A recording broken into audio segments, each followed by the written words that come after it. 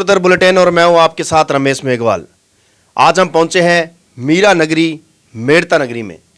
आपको बता दें कि राजस्थान के अंदर चुनावी पहिए अब थम चुके हैं, क्योंकि सभी नगर पालिकाओं के चेयरमैन, उप चेयरमैन व पार्षदों ने अपनी अपनी सीटें संभाल ली है और जनता द्वारा दिए गए वादों पर अब खरे उतरने का प्रयास करेंगे। तो इसी बीच में हमारे साथ मोहम्मद सलीम मोइल जी मौजूद है, जो इस समय मेड़ता के उप चेयरमैन के रूप में काबिज हुए हैं। तो हम इनसे जानेंगे क्या क्या मुद्दे लेकर ये चुनाव मैदान में आए थे और क्या क्या इन्होंने जनता से वादे किए। तो सबसे पहले तो सलीम जी, आपका स्वागत है हमारे चैनल में। धन्यवाद। हमारा जो सबसे प्रथम जो एजेंडा था वो था विकास का मुद्दा। पिछले हमारे बोर्ड जो हमारे रुस्तम भाई थे कांग्रेस के, उन्होंने बहुत अच्छा काम करा था। उसी को आधार बना के हम लोग ये इलेक्शन लड़े और जनता ने हमें विजयी बनाया और हम लोग यहाँ जीते। बिल्कुल मोइल साहब, जैसा कि आपने बताया कि इससे पहले जो पार्षद रहे या जो आपका बोर्ड रहा, अच्छा विकास कराया उन्होंने। अब आप कौन कौन से ऐसे मुद्दे हैं, जब जनता के बीच में आप गए, आपने प्रचार किया, वोट मांगे आपने, तो जनता ने आपको कौन कौन से जो समस्याएं बताई? देखो, हमारी जो वैसे तो स्थानीय ये समस्या होती है शहर में, सड़क है, नाली है वगैरह की होती है, लेकिन मेड़ता शहर ऐसा टाउन है जो ना गाँव में आता है ना बड़े शहर में आता है। हमारे यहाँ भी अभी कई चीज़ों की ज़रूरत है, जैसे हमारे यहाँ स्टेडियम नहीं है, हमारे यहाँ पे सीवरेज नहीं है, हमारे यहाँ पे टाउन हॉल नहीं है, और हमारे यहाँ पे कुछ जगह सड़कें टूटी फूटी है, नाले वो भी हैं। ये सारी समस्याओं लेके हम जनता के बीच में गए और हमने उनसे वादा किया। जनता ने हम पे विश्वास किया, क्योंकि पिछला जो बोर्ड था हमने विकास किया, विकास की जो हमने रफ्तार बनाए रखी उसको जनता ने समझा और हम पे फिर उन्होंने विश्वास किया कि जैसा हमने पिछली बार हमने काम कराया था उसी तरह विकास को हम और गति देंगे और उसी तरह विकास करवाएंगे। सलीम साहब, अगर आपके परिवार की बात करें तो राजनीतिक पारिवारिक पृष्ठभूमि से जुड़ा हुआ आपका परिवार है, और अगर बात आ जाती है आपकी, तो आपका राजनीतिकरण जो हुआ है, इससे पहले आपने कोई चुनाव लड़ा या आगे राजनीति के अंदर क्या रहेगा आपका? देखिए, ऐसा है कि मेरे पिताजी 2 बार यहाँ के पार्षद रह चुके हैं और हमारा परिवार शुरू से कांग्रेसी परिवार रहा है। मैं पहले सक्रिय राजनीति में इसमें नहीं था, इलेक्शन वगैरह मैंने फर्स्ट बार मैंने फाइट किया है, लेकिन हमेशा मैं राजनीति से जुड़ा हुआ हूँ। कांग्रेसी संस्कृति, कांग्रेस में मेरा विश्वास रहा है और हमेशा कांग्रेस के प्रति समर्पित रहा हूँ और हमेशा कांग्रेस के प्रति ही समर्पित रहूँगा, पूरी तरह निष्ठा से, पूरी तरह वफादारी से कांग्रेस के प्रति। मैं आगे इलेक्शन लड़ूँ या नहीं लड़ूँ ये मैं नहीं कह सकता, लेकिन हमेशा कांग्रेस के साथ रहूँगा। वाइस चेयरमैन साहब, अगर बात करें आपके मेड़ता सिटी की, तो जैसे चर्चाओं में सुनने में आ रहा है कि ज़्यादातर ये जो भाजपा मैंडेट जो शहरी इलाका माना जाता है मेड़ता, लेकिन कांग्रेस की यहाँ पर सीटें किस प्रकार से टिकट वितरण हुआ, क्या मानते हो? सही टिकट वितरण की वजह से आपका बोर्ड बन पाया? क्या कारण रहे कि कांग्रेस ने यहाँ पर जो है बोर्ड बनने में कामयाब रही? इसके लिए हमारे कांग्रेस संगठन को जितनी तारीफ की जाए उतनी कम है, क्योंकि हमेशा ये रहा है कि शहरी इलाकों में हमेशा कांग्रेस का जो है वो कम रहता है, मत कम आते हैं और गांवों में ज़्यादा होते हैं। लेकिन इस बार एक तो हमारी गहलोत सरकार की वजह से जो उन्होंने लोक कल्याणकारी योजनाएं की, उसकी वजह से हमारी राजस्थान में ज़्यादा निकाय में हमारे बोर्ड बने, और उसके अलावा हमारे स्थानीय यहाँ का संगठन था, उसने इतना अच्छा चुनावी प्रबंधन किया, उसको हर आदमी उसका कायल था।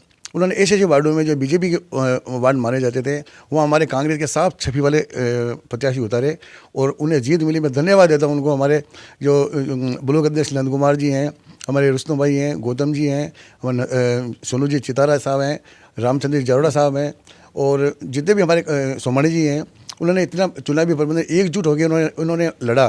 पहले लोग कहते थे फूट है, 2 गुट है, ऐसा कुछ भी नहीं था। बिल्कुल उन्होंने एक जगह संगठित होकर वो बिल्कुल कॉमन नाम उतारे।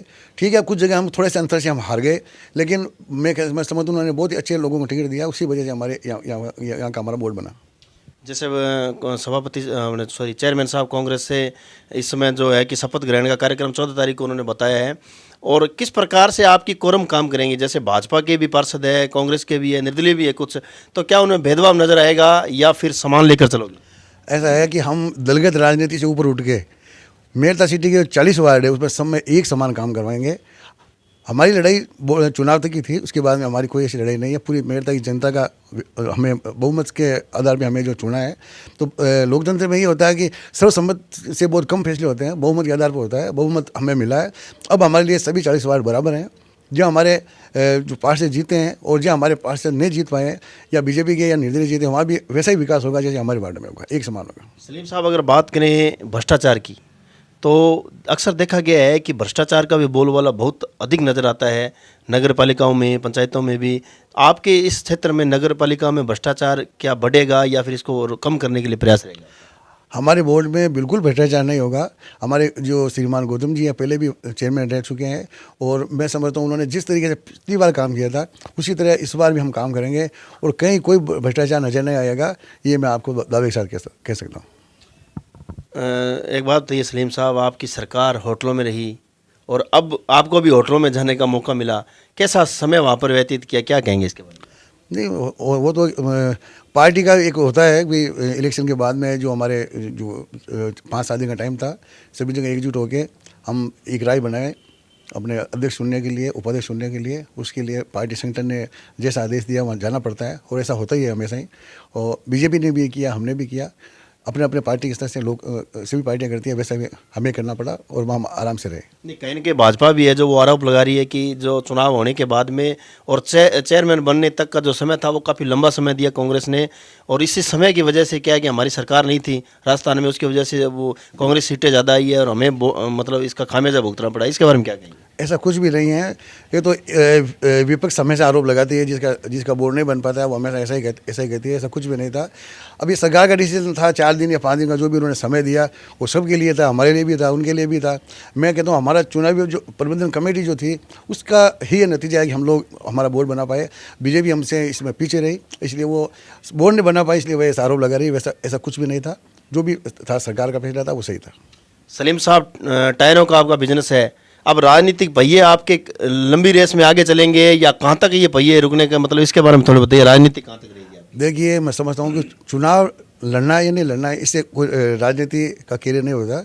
पार्टी में रह के आप सेवा कीजिए, चाहे संगठन में के रूप में करो, चाहे विधायक के रूप में या किसी के प्रत्याशी पार्षद के रूप में करो।